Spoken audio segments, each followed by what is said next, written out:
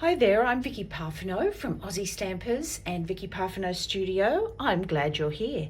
Today I am doing a rundown on my Winsor & Newton professional watercolour field box and talk to you a little bit about how I use this field box and why I like it so much.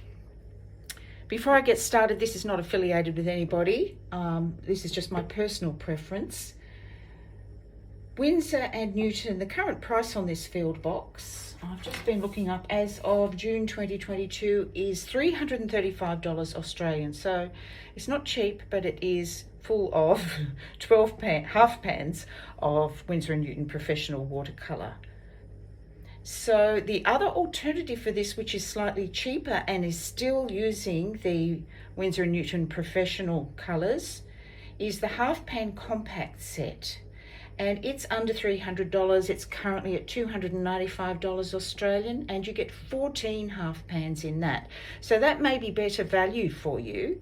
However, I particularly like the field box because it is stand-up, one-hand sketching, and I'll show you how that works. So I have my little sketch here, my little sketchbook. I like this size. This sketchbook, by the way, is one of my favourite sketchbooks. Let me see if I can find a bigger one here to show you the label. Here we go. It's a field watercolour journal. This is a smaller size, but this is from Handbook Paper Co., which is Speedball Art Products. And I love this thick paper. It is 300 GSM paper. It's not cotton paper, but for sketching, I love it for a lot of reasons. The fact that it is spiral bound means that if I don't like a sketch, I can pull it out of here, toss it, or work on the back of it. And you know, my art journal then is full of things that I really like to look at. Okay, so let's have a look at how this one-handed operation works. The only extra thing I would bring along with me when I am doing this work is perhaps a handy packet pocket tissues. There's 10 tissues in here, but this does come with a sponge for mopping up any bleeds in the work. So this is how you get into it. This is your water cup, and these are the colours that are in here. I've swatched them out already. So we have yellow ochre, raw sienna, Winsor red, alizarin crimson, burnt sienna, permanent sap green, lemon yellow, Winsor yellow, ivory black, Chinese white, Winsor blue, and French ultramarine. Now I do intend to switch out the ivory black and Chinese white, as I don't use those colours, but for now I'm keeping them in there just to show you how this works and how you can do the one-handed stand-up operation with it. So this is the water container. It clicks onto the edge here. This little container takes 35 mils of water, so you can refill your water from this little piece here. It has a pocket brush, which is nice and fine. I do bring my number 4 round with me as well, so that I've got a bigger brush and a smaller brush. That's pretty much what I use. Don't really need more than that. A couple of tips for you. It does have a thumb ring on the back. This is what makes it the one-handed operation, which is great. See, that pulls up. I can put my thumb in under here. And when I start, I make sure my palette mixing trays are nice and level, that this is nice and level. You can also mix on here, obviously. And I'll get my sketchbook, hold it in this hand, and I will paint, usually starting with my number 4. And then if I need detail work, I can come in with the pocket brush. I tend not to use this very much at all. I just generally like my number 4 round. And I can do my sketching like this, dipping into the water, doing my sketch. What I do with my water well here is I usually put half of the water in, and then when that gets really dirty, I toss that and then put clean water in the next half. That's the way I work with that. So that's how you can do stand-up, one-handed field box sketching. And it is brilliant. I love taking this out on the boat. We have a little runabout, and I take this out on the boat. I take this down to the jetty and sit on the wharf and paint the landscape and the seabirds that we have around us. It's just brilliant and I love it. So I'm going to talk a little bit about some of the other colours that I have in my palette. One thing before I go is you can remove the sponge here, and you can fit 2 more half pans, one here and one here. This section you can lift up to remove the pans and change them around. And whoops, that's come off. But we'll do 4 half pans in here. So I will be changing out the black, the white. I'll be putting in 4 new half pans. With the colours, I think probably what I'm going to be looking for, and this is just my personal preference for the sort of work that I do, I'll be probably looking at a Winsor Red Deep, definitely a Burnt Umber, another green, probably a Hooker's Green, and I already have a Payne's Grey in my tubes, which I love the Payne's Grey, but I might be using a Davies Grey as well, so that it's a different base with that grey, and taking out the Chinese white and the ivory black. I won't throw them away, of course, but I will have them set aside, and I'll have 4 new pans in here, half pans, excuse me, in here that will really do a fabulous job for colour mixing for me. So I'm going to pack this up. Pretty simple. I like to sit this on here, and I always keep this in here. Got my sponge, my pocket brush,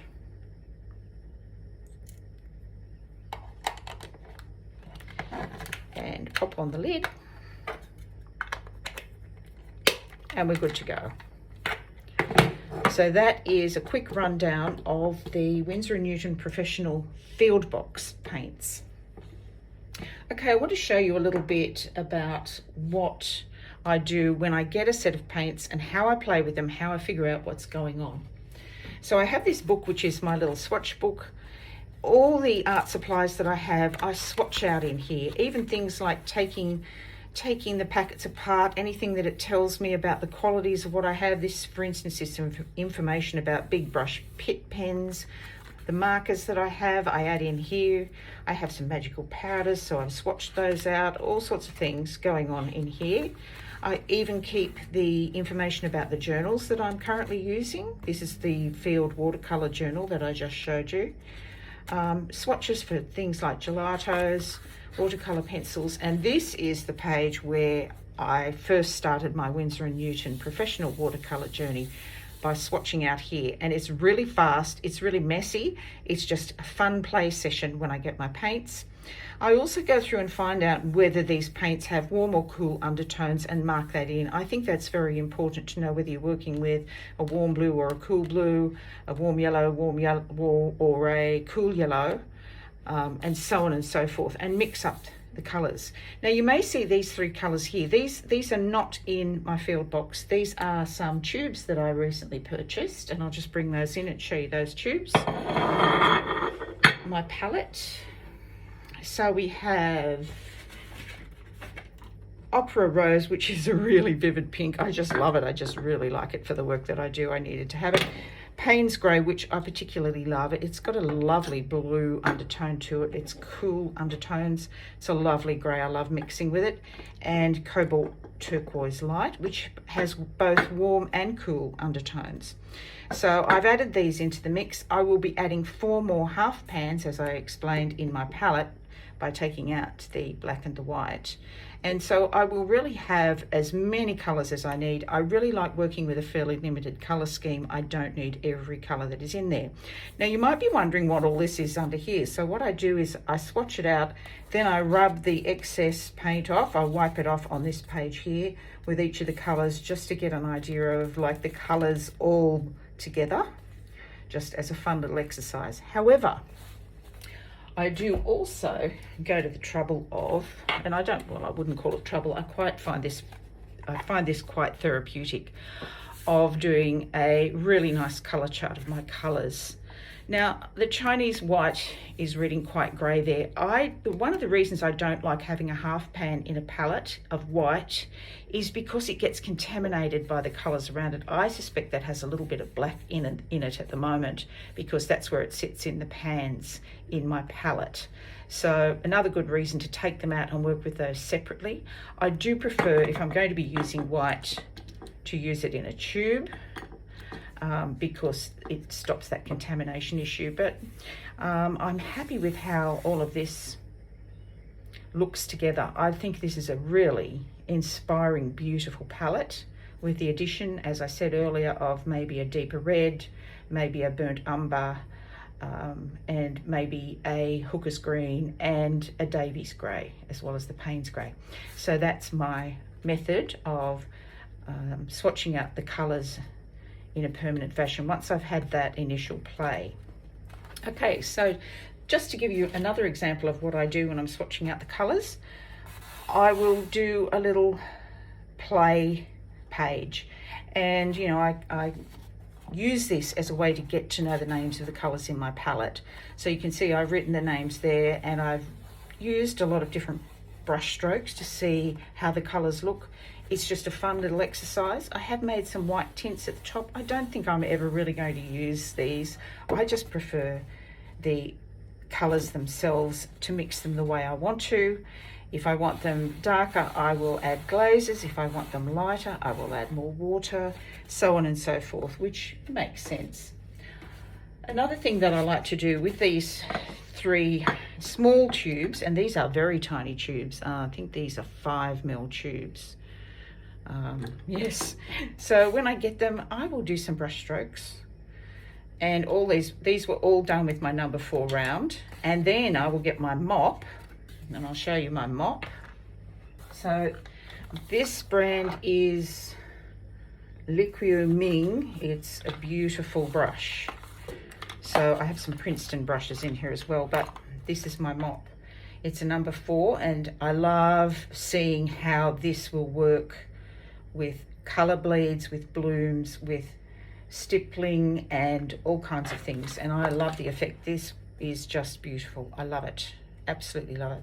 So that was the Payne's grey and a little bit of the cobalt turquoise light. And then on the back we have some of the opera rose. This is a really bossy colour. It's really neon, but I just love it. It's really cheerful for me, and it's something I know I will use. Do a bit of dry brushing, do a bit of dotting, seeing what a fine point I can get with my number 4 on this side.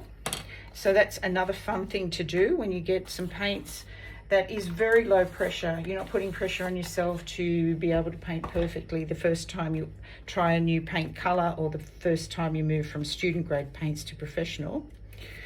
Another thing that I did, which I really enjoyed, I like doing neurographic art. I have a little bit more about how I created this painting on my channel. You can have a look at that under neurographic art. This was quite interesting. You can see there's some issues going on here where I think I spilled a little bit of water on this after it was finished. I think a blot of water went right there, and that caused this line to form. But the rest of it, it was just lovely. I had a little bit of colour bleeding out through the lines here. Apart from that, I wasn't concerned with it. I was finding this a really beautiful meditative exercise, and you can see how beautifully those paints lay down. This is one layer of paint without any glazing. Now, another thing that I did with my tubes when I first opened my tubes was I created a little colour chart for those as well. So this I used a Winsor blue rather than the tubes, which is in here. That's one of my half pans. But I wanted to try out the Payne's grey, the pink, and the Winsor blue as colour combinations. So I made a little chart there, and then I did one of these. You might see these around quite a bit on the internet, these blobs of colour, and then just put some coloured watercolour markers over the top to see what they'd look like. And then I found a silver pen, which is a Sakura Pen Touch Silver, and really loving that. That was my first, I opened that and used it on here, so I was really happy with that as well. So that's another way that you can have fun with swatching out paints, getting to know your materials really well. I would highly recommend Winsor & Newton professional paints. I'm very brand loyal because my late father was an oil painter and he swore by Winsor & Newton professional paints. So that's where I am in my journey as an artist as well. I'm not an oil painter, although I have trained with my dad when I was much younger. I've moved to watercolors and I love working with watercolors. I love working with line and wash particularly, and just playing with all the things you can do with watercolor paints. So I hope that's been helpful for you. You can afford expensive paints if you only buy a small amount. I'm not going to go crazy by any means and add those 4 half pans in next week because they are quite expensive. I will build them up over time. So my Hooker's Green, my Winsor Red Deep, my Davies Grey, my Burnt Umber will become part of my palette. But for now, I'm going to be working with what I have and enjoying the process immensely. Thanks so much for joining me. And you can scroll through any of my other videos to do with neurographic art, watercolor painting. I have a whole playlist of watercolor work, which is also to do with stamping using watercolors, using watercolor inks, using watercolor markers, so on and so forth. Thanks for joining me today. Bye for now.